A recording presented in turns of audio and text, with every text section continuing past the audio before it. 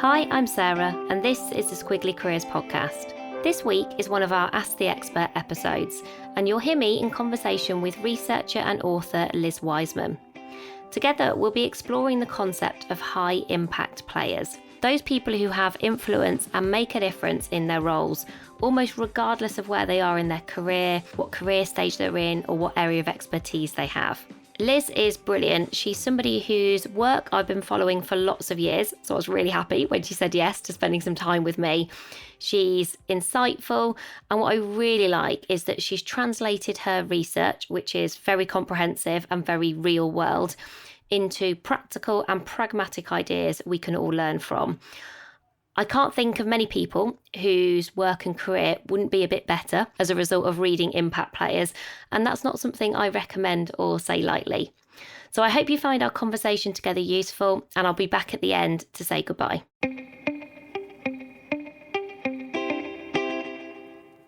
So Liz, thank you so much for joining us today on the Squiggly Careers podcast. I'm really looking forward to our conversation together. Sarah, it's good to be here. And so I read Impact Players, and there was lots of underlining happening, lots of pages being turned down, which is what prompted me to get in touch for our conversation together today, because we are always interested in when we read research that feels very practical and useful for everyone. And that's what really came across to me when I was sort of reading your work. So perhaps we should start so that all of our listeners are up to speed, because I feel like I've spent lots of time with you and your work, with what is an impact player? Like, how do we get a sense of what it means to be this idea of an impact player? Well, an impact player, the metaphor is borrowed from sports. But, there are impact players in the workplace. In the sports world, we think about who are the people that make things happen in the moments that matter. The kind of person you would hand off the ball to when it's got to get in the goal, with 10 seconds left in the game. It's those kind of people, but they're not just these superstars on team. They're people who create extraordinary value to the team and to the organization, but they also are people who raise the level of play of people around them. And they really are the people that we entrust with the high stakes situations, opportunities. They're the people we go to in the moments that really matter. They're people who are influential and impactful in the workplace. And, when I started this research, it was clear that everyone knows who these people are. If you ask a manager, like, who are the impact players on your team, they're very quick with a response, but they don't always know why.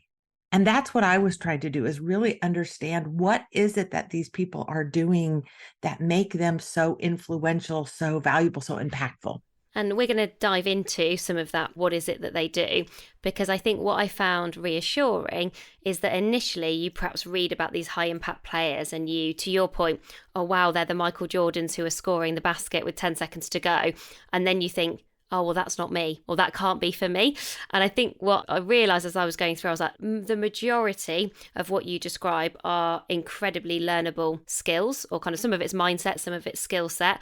And even those areas that I think you describe as being slightly less coachable, there is still that potential. I got the sense, and you can tell me if I've got this right or not, but I got the sense that we all have the ability and sort of at least the potential to be a high impact player. If that's something that we would want to do, it's there for us if that's a choice we want to make. Yeah, and that's one of the things that was so just wonderful about the research. So the essence of the research is we went out to 9 different organizations, all top employers. We interviewed 170 managers, and we asked them to identify 2 types of people that were on their team they had led currently or in the past, both of whom were smart and capable and hardworking. So we're trying to neutralize those variables.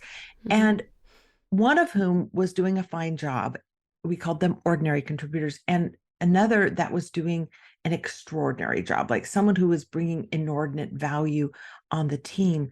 And what was so wonderful is when we cut all the data, we have 170, what we came to call impact players. And they were evenly split between men and women. They were well distributed in age range and well distributed in ethnicity. And they were also well distributed in jobs. So these weren't always the hotshot software architects, the salespeople who are bringing in, $1 trillion deals. These were people in all different walks of life. The surgical tech as opposed to the surgeon in the operating room, a nurse practitioner, a project manager. And you could see it was a mindset and an attitude towards your work that you can apply in almost any job. Mm. And I think as I was reading the book and going through it and reflecting back on my squiggly career, I think there are definitely moments where I have been an ordinary contributor. So, I was doing a good job. I was adding value. And then I think there are certain roles and certain moments where I like to think I might have made some of that transition towards being a more of a high impact player. And I thought, as I started to then read some of the descriptions about what happens when you're a high impact player? I think I started to understand some of these skills and how useful they were. So let's dive into one of those, because uncertainty and change are very familiar for all of us now, over the past couple of years in particular, but nobody says to me, well, my job feels really linear and predictable and straightforward. I know what's coming next.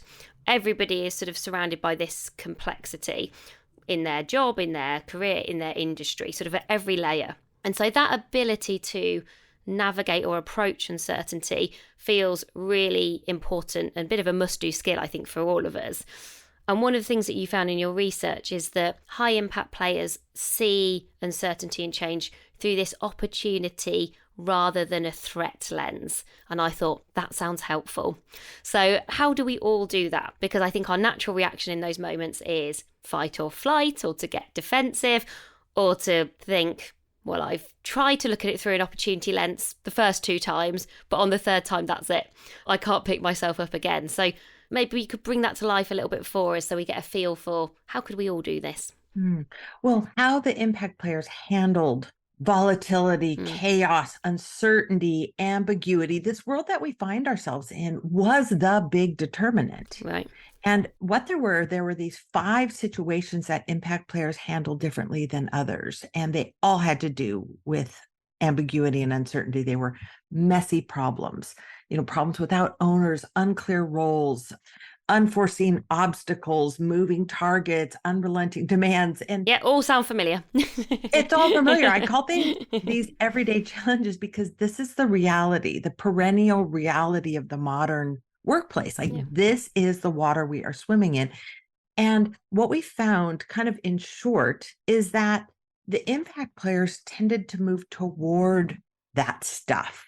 Like when there was a problem that was messy, while others kind of stay away from it, they tend to move toward it. And they don't just do their job, they do the job that needs to be done. When roles are unclear, other people are waiting for someone to provide role clarification, like figure out who's in charge. They're stepping up, they're taking charge. And it really was how they see those. And I want to, as a backdrop, admit, I don't like messy problems and unclear roles and obstacles that drop in my path. Like most of us don't like any of this. We like clarity and linear challenges, but it's the impact players don't necessarily like it, but they move toward it because they're seeing it a little differently than other people, where other people see these things as a threat, like, oh, this messy problem, this is a threat to my productivity. They're like, actually, this is a chance to be useful. This is a chance for me to not just do my job, but to go work on the thing that's hot, because the messes are, we'll call them hot messes. It's like there's usually something important going on there. When roles are unclear, other people might see this as like a threat to sort of my role on the team. Others are like, wow, this is a chance for me to demonstrate leadership. This obstacle, like we weren't planning on this. This is kind of a threat to my success. Maybe you might, if you're feeling particularly strong, you say this is a chance for me to build inner strength. I usually don't look at it this way.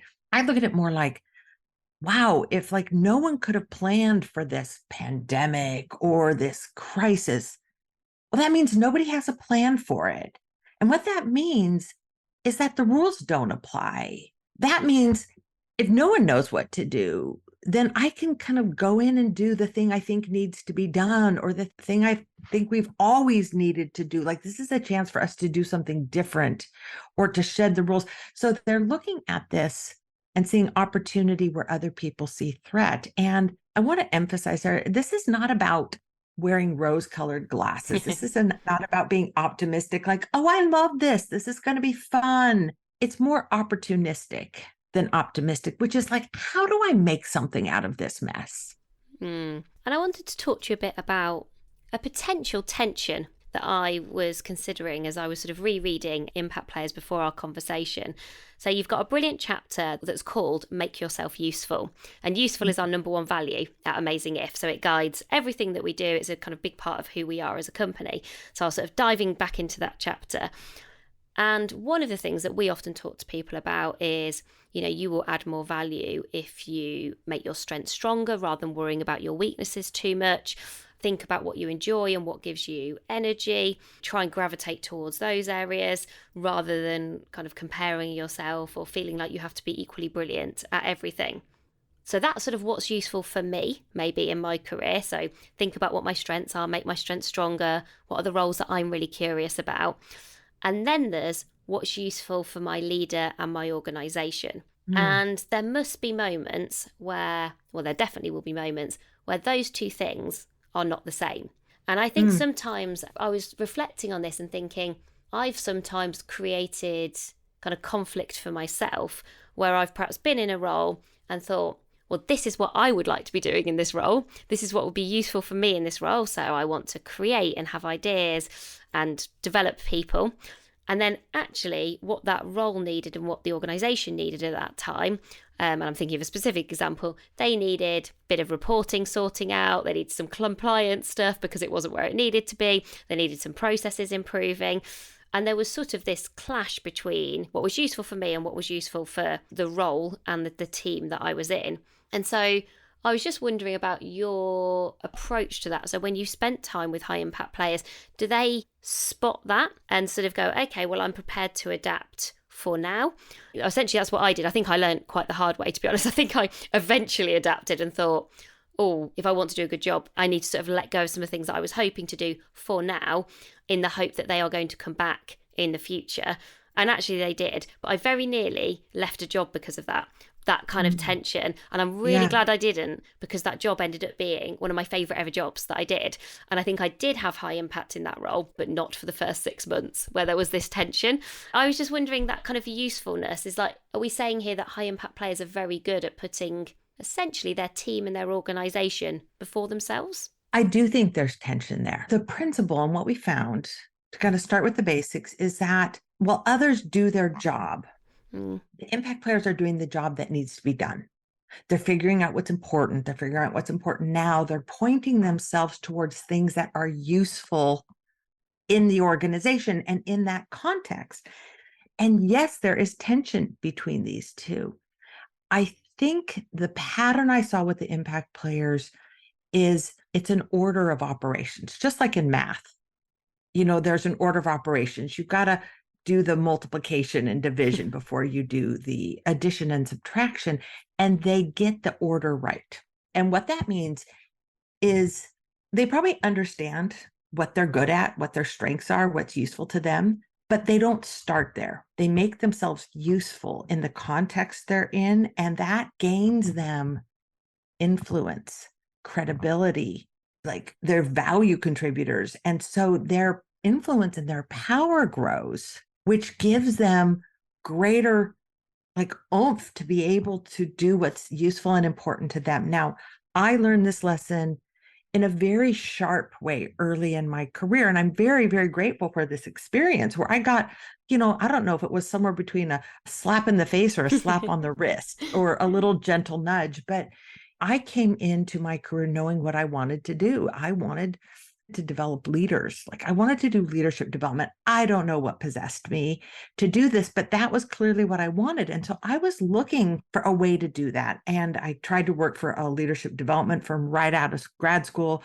And they were like, hey, Liz, if you want to teach people how to lead, maybe you should go get some leadership experience yourself. And I'm like, oh, wow. And I really remember thinking, that feels so short-sighted of him. Doesn't he know, like, this is what I'm passionate about? This is what I'm good at and what I want to do. And I took this backup job working for a software company called Oracle. They're now a behemoth in the industry. They were a young maverick company. And so I take a job as a program manager because I'm like, okay, maybe that'll give me some management experience. I'm in that job for about a year, and I'm now, through a reorganization, having an opportunity to go find a new job inside the company. So I'm interviewing with several groups. And one of the groups I have my eye on is a group that runs training programs for new hires. So it's part of HR. They're running these 3-week boot camps for all of Oracle's new college graduates, which are primarily, almost exclusively, top programmers out of top technical programs and the nation's top like 13 schools. So it's this very elite group of people. They're hiring into the company. And I go interview with this group, and I know that they run these technical boot camps, but as the company is growing really rapidly, I assume their charter is going to expand. And this is probably the group that's going to start doing some management training. So I interview with the manager, the director. I'm now interviewing with the vice president, and I answer his questions. And it's that part in the interview where, like, I maybe can ask him some questions. Yeah. So I share with him this observation I've had. I've been working in the company for a year, and I can see that all these young technologists are being thrown into management positions with no management experience, no management training. They're wreaking havoc on the group. They're having a diminishing effect. And I kind of make my case, and he agrees. Everyone can see this problem. It's a legitimate problem. And he said, Liz, like, that's great. And we think you're great. And we'd love to have you join this group. He said, but your boss has a different problem. Like, your would-be boss, like, she's got to figure out how to get 2,000 new college graduates up to speed in Oracle technology over the next year. And what would be terrific, Liz, is if you could help her figure that out. And I'm distraught because I know that they need some technology instructors, programming instructors. But first of all, I'm not a technologist. I've come out of business school, and I want to teach leadership. And now Bob wants me to teach programming to a bunch of nerds. And this is not at all the job that I want. But I can hear what he's saying. It's like, this is actually the job that's needed. And I remember feeling that tension. And like, do I just kind of make my case stronger and convince him? Do I sort of ignore what he's saying and just wait for my moment? And I decided, if that's what's important to the company, I'm going to make it important to me. And I will learn the technology deeply. I will learn how to teach programming to a bunch of hotshot programmers. And I was actually really good at this because I used the thing I was passionate about, which was teaching. And I'm like, okay, this isn't my passion, but there's got to be something in here that I am passionate about. And I became like passionate about teaching technology. I became actually a really good technical instructor. And then I was loving my job, and they're like, hey, we need someone to manage the group. You know what? And that needs to be you. And then I'm getting just bigger and bigger opportunities and a lot of influence and power in the organization. And it wasn't too long before I had earned the right to say, you know what? I think we need a management boot camp and curriculum, and let's build a team to do that. And now I can do it with a team and with resources and credibility and all the connections and the reputation I need to go do that and do it really, really well. What he was teaching me was the order of operations. And also what I really like about that is just how pragmatic it is. We don't talk very much about pragmatism, but I think sometimes we have to be pragmatic about trade-offs and timing. And so in that moment, it's sort of your point about like what's needed now is going, well, okay, I get that what's needed now might not be my ideal, but it's okay for now. And it's even better if I can connect the dots between what's needed now. Can I find a reason to care? Essentially, can I find a reason to connect? What you've described is exactly what happened to me, where I was working corporate responsibility. I was hoping to do ideas and innovation, and I was doing reporting and process. And what I figured out was, and that is what was needed. And then I figured, okay, well, I am going to make this reporting, I'm going to make this data beautiful. I'm going to make this simple and straightforward. I'm going to kind of bring my creativity to the thing that is needed. And it completely transformed, I think, my performance, but also my enjoyment of that role, to the point where, as I said, it's the longest job, actually including this one, longest job I've ever had. Because then I stayed in it. And as you said, over time, I did loads of ideas and innovation in that job. I just didn't do it straight away because that wasn't what was needed. And I think that kind of pragmatism and empathy, that ability to sort of walk in your boss's shoes and to be able to take that perspective, is something where I think we all get quite focused on, like maybe a bit blinkered on our job and what sort of we think we should be doing. And it's sort of that stuff of zooming out. Yeah, and our passions. And speaking of pragmatic, like I hate to be the one to say it so bluntly, but I feel like somebody needs to, is like the world doesn't care as much about our passions as we think the world should care about our passions. And what the world cares about is, can we channel our passion towards problems and opportunities that the world is facing? And I had this funny little experience. I went and I spoke at this very large gathering of leaders from evangelical churches from all over the world. It's this huge gathering. And I'm talking about this specific thing about sort of playing with passion versus like pushing your passion. And afterwards, a like a celebrity kind of pastor came up to me and he like whispered, he's like, thanks for saying that, because man, can I tell you how tired I am of like my staff expecting me to like build everything around what they're passionate about. I really need some people who are passionate about the work that we're doing. And it was just funny for this pastor who was supposed to, who's like the embodiment of empathy. It's kind of like, man, I got empathy fatigue trying to care about everyone's passion. And I wish people had it the other way around. So like, thank you for saying what needed to be said. And I have just found by getting the order of operations right on this, I have been able to have a lot more influence. And it's this pattern I've seen in the impact players. It's not either of the extremes. It's not the people who are like, I'll just do whatever you want, boss. Like, you just tell me if we need reporting, and they forsake themselves. That does not lead to impact. But it's not the other extreme of like, hey, this is me. This is like, build the work around me, like care about me. I want to do this. Those end up to be prima donnas that kind of get tolerated at best, but pushed aside of true impact.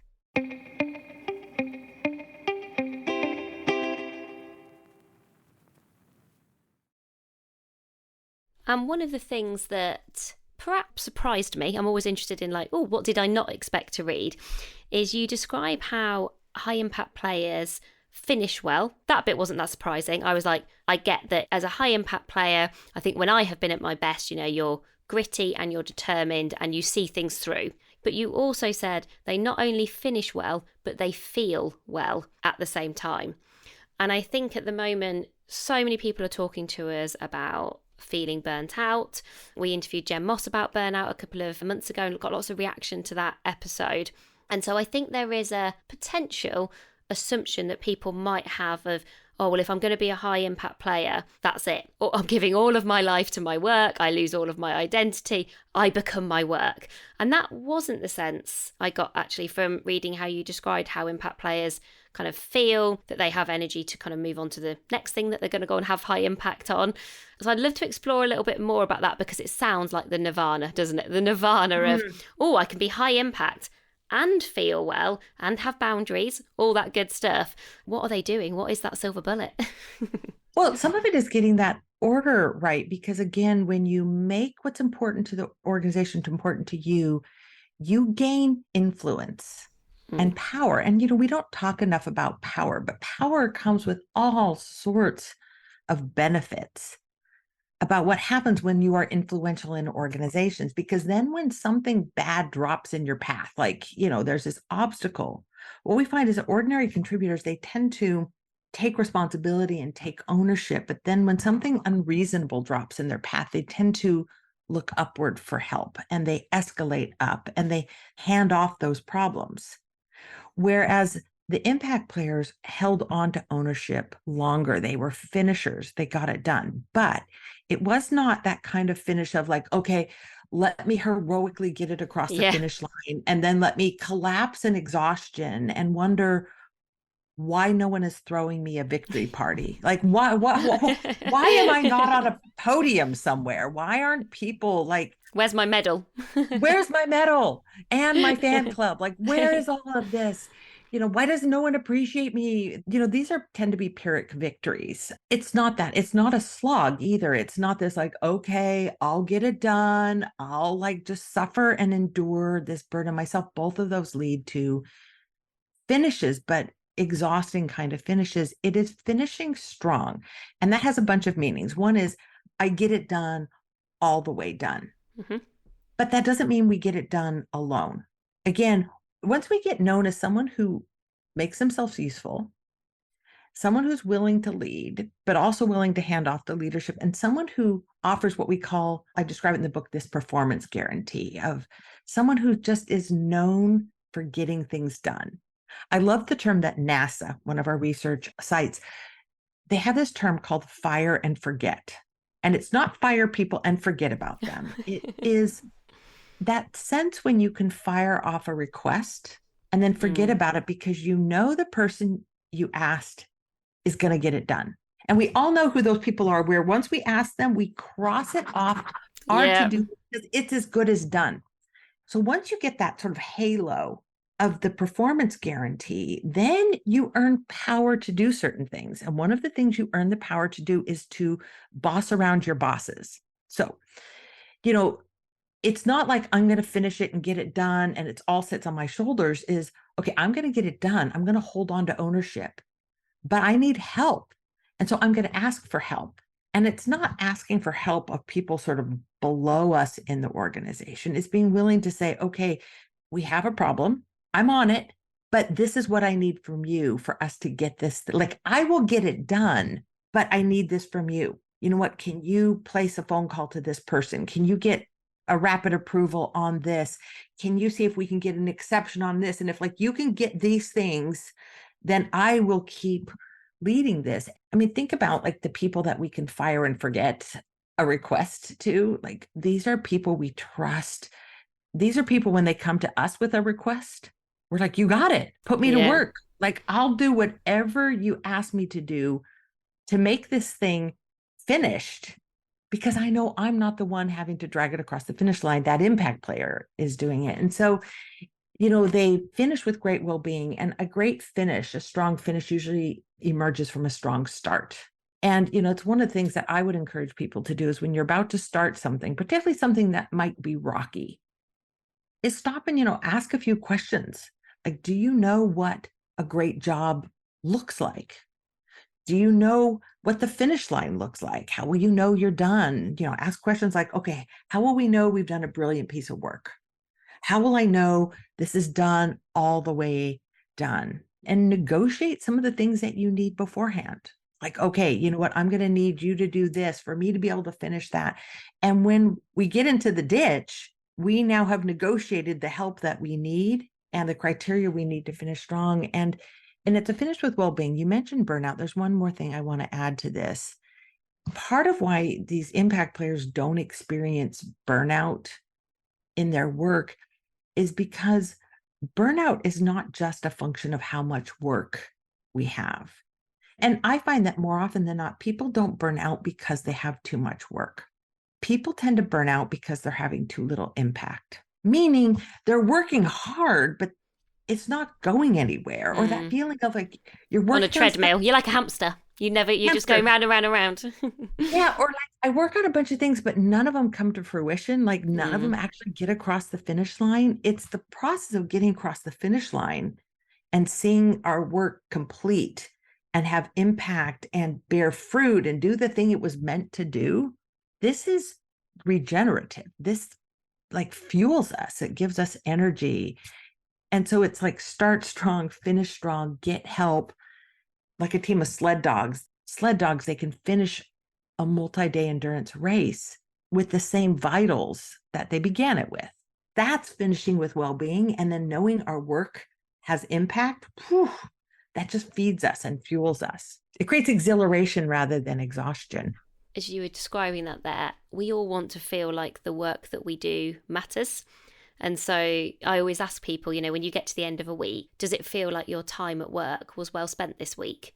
And when people start to sort of go, I'm very busy being busy, which everybody's busy, I think there is a real difference between, oh, I feel like I've sort of done a lot versus, oh, I feel like I've had a brilliant impact this week. I see and feel that kind of week on week. And sometimes you start to go, oh, okay, like week on week, I feel like I'm having more and more of an impact. That's a good sign. And you're more motivated to have even more impact, I think, the week after, the month after.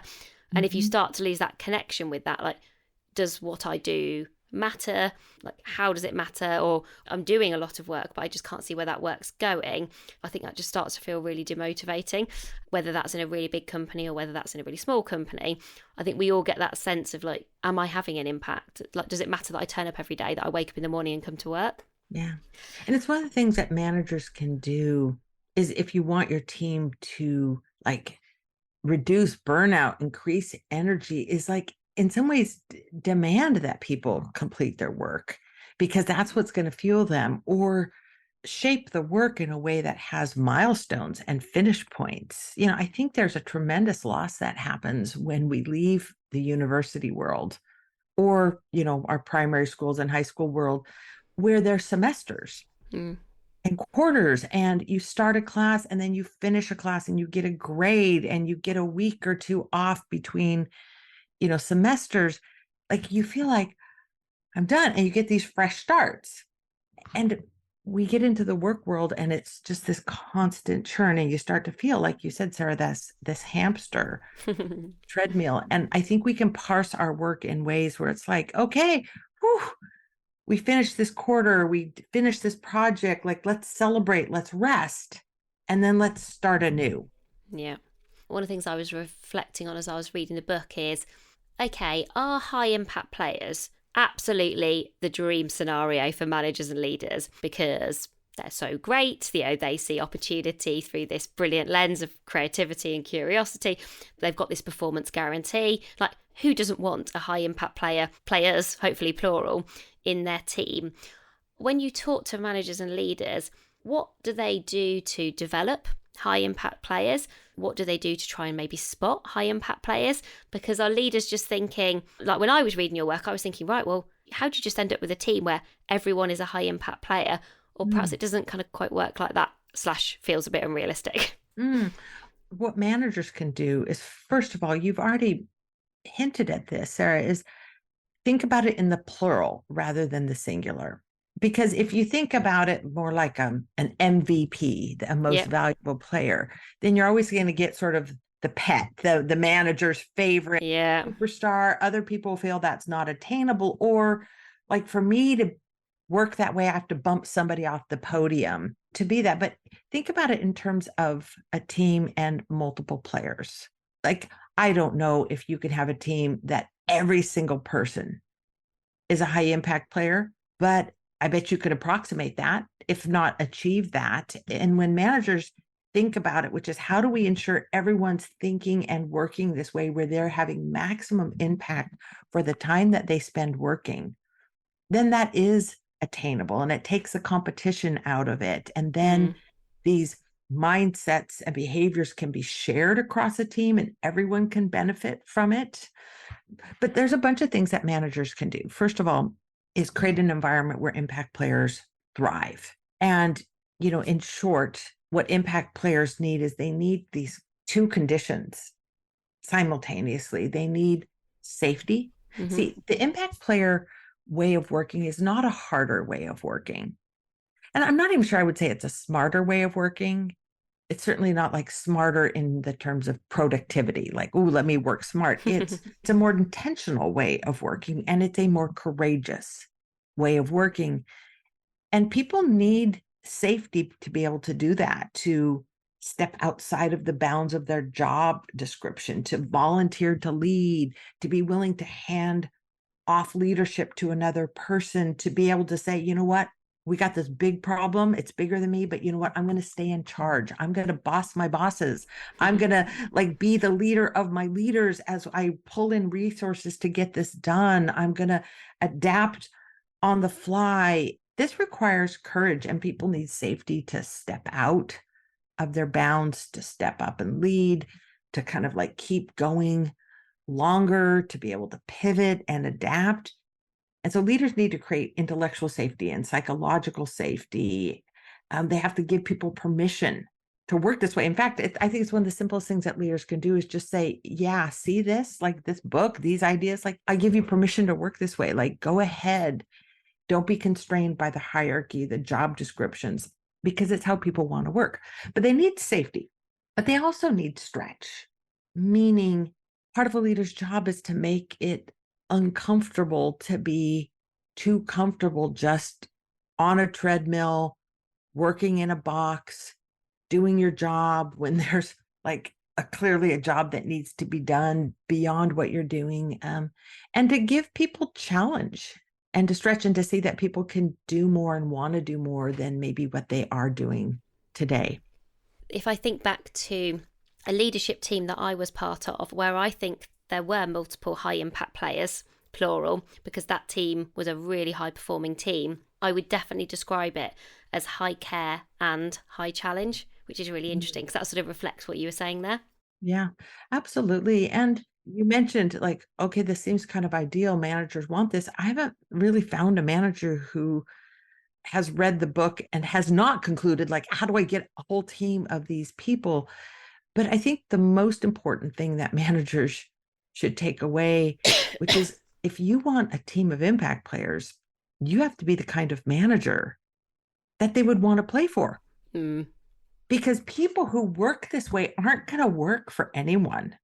They're going to want to work for someone who gives them space, who gives them freedom, who respects that they need to be the boss of their own work. They need someone who's a leader to them, not like a manager who's going to keep them on a tight leash.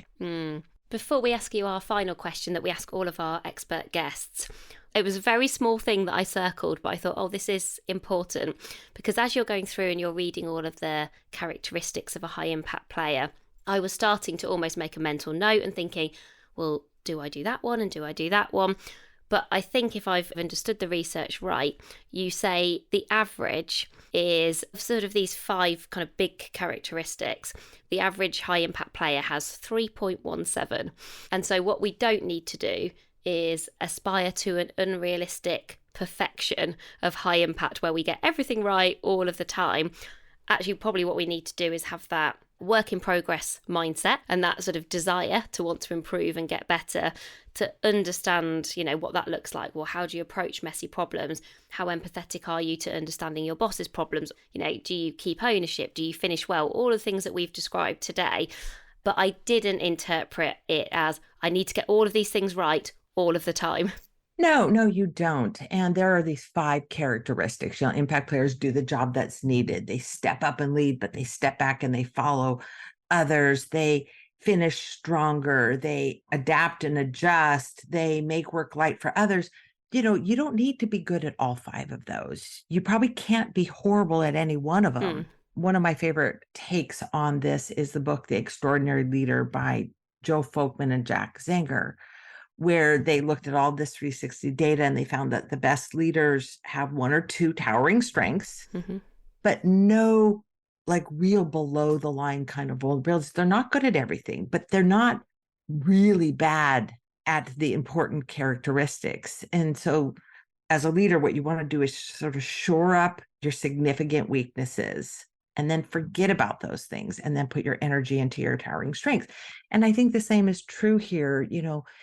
If you are kind of high maintenance, you might need to do a little to make work light, but like that may never be your big strength. Your big strength might be this willingness to make yourself useful and do the job that's needed. And so whenever I read books like this or get exposed to models like this, I try to find like the top and the tail and top off the top and just sort of like raise up the tail a little bit. And you don't have to get it right all the time. It's amazing what happens when you operate this way by rule. You earn the right to have a few exceptions, and it doesn't tarnish your reputation as a leader or an impact player. It just makes you human. Yeah, which we all are. That's good news. So we always finish our podcast episodes when we're talking to our expert guests with the same question, which is we would love you to leave our listeners today with your best or favourite bit of career advice. It might be your own advice. It could be some words of wisdom that someone has shared with you and it's just really stayed with you, a quote, whatever it might be. What's something that you'd like to leave us with at the end of our conversation today? Well, I personally benefited a lot from that VP Bob Shaver's advice, which essentially he was saying, Liz, make yourself useful. And I think that is really sound advice. I've tried to do that through all my careers. Like, not what do I want? What does the situation need? And how do I make myself useful in this situation? I think if there's one idea I would share based on this research, and that is very simply that we are more powerful than we think we are. In any given situation, we have the ability to take charge. Like we often think when you work in an organization that like your boss is in charge of you or his boss is in charge of your work. And like we can put ourselves in these victim mindsets. But really, what I saw the impact players do is they take charge. They take charge of situations. They take charge of their work. They take charge of their leaders if they need those leaders to help them finish stronger. And nobody stops them because managers want you to take charge of your work. And I think that's what I would encourage people is like in any given situation, you probably have a lot more power and room to maneuver and to exercise agency and control than you think. So take control.